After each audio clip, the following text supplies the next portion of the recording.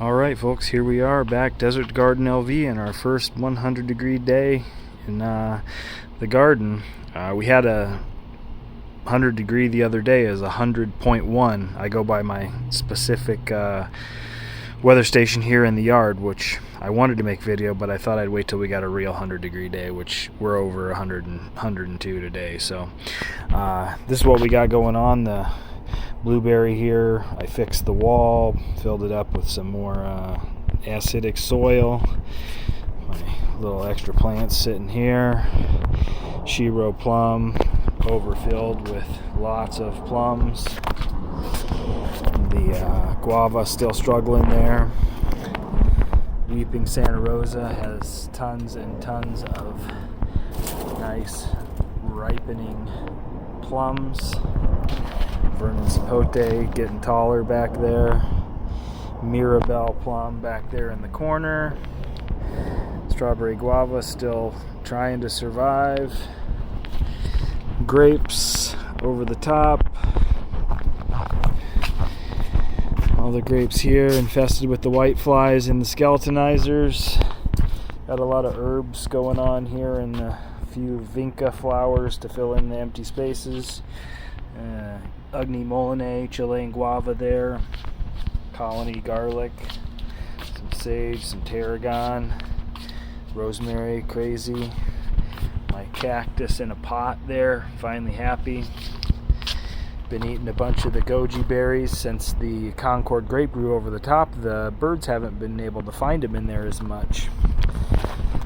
The citrus row here, along with the dying artichokes that I left there. I'm going to chop those down soon.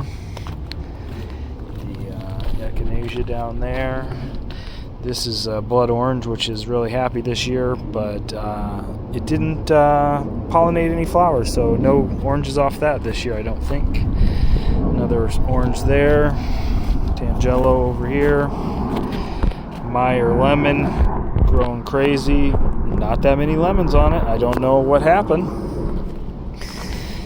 Back here we got blackberries, some small little boysenberry plants down there. Kiwis are really happy this year. I don't know if we'll ever get kiwis off of those because the male is over there, which never seems too happy. Apricots, gold-kissed apricot, weighted down with all those apricots. The upgraded bird bath there, looking a little pollinated or dusty something. Cotton candy apium, we ate them all. There's a few left hanging on there. This is the prideful peach. Lots of peaches on there this year. Excited to eat some of those. Go under here. Try not to knock any of those peaches off.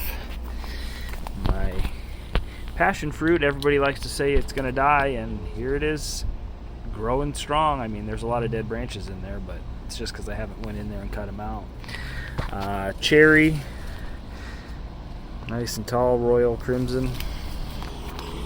The Satsuma plum, the pollinator for the Santa Rosa, totally full of plums this year. Really stoked about that. Get to actually try these, some that will actually ripen up.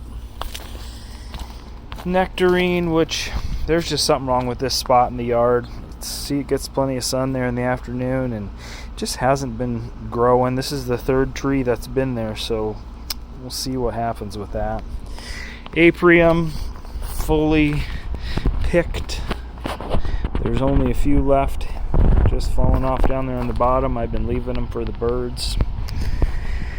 Been eating a few figs the last few days. There's some nice big juicy ones coming on over there. You can see a few back there.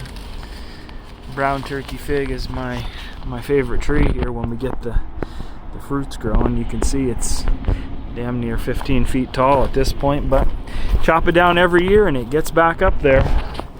Pomegranate row, lots of pomegranates. Should be great in the fall. And the garden beds, the last of the tour. I still have some lettuce that hasn't bolted yet because this edge of the yard doesn't get sun until about 11, which is great. Everything else kind of growing. Peppers in there, some melons in the low. You can see here a lot of empty spaces across there. All the cold nights and wind tore up my baby melon plants, so I had to replant seeds. So that's what you see. There's some watermelons coming up from seed, and there's a few over there that are coming up from seed, but all the plant starts got whipped up by the wind and didn't make it this year. So we'll see. Tomatoes are growing huge as usual, and peppers still growing strong. It's looks like it's going to be a good summer here, June. I appreciate everybody checking me out here on YouTube. Have a look at Desert2GardenLV on Facebook, and try to keep you updated throughout the summer in the Instagram as well, Desert2GardenLV. We'll see you in the next one.